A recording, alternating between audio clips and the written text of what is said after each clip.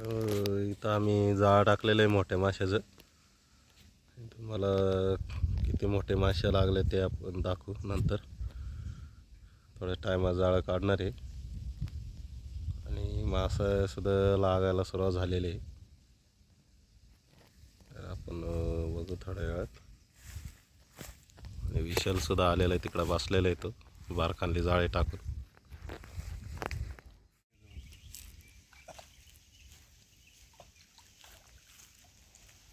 मित्रांनो, आपण मोठे मासे पकडलेले बघा. जाळ टाकलेलं बागाशी. कानोशे मोठे साईजचे चांगले आणि खवले. तुम्हाला जर दिसत असेल आणि किती वरती उडवतात मोठे मासे, चांगले साईजचे मासे भेटलेले आपल्याला. कानोसा मासा आहे आणि खवले मासे.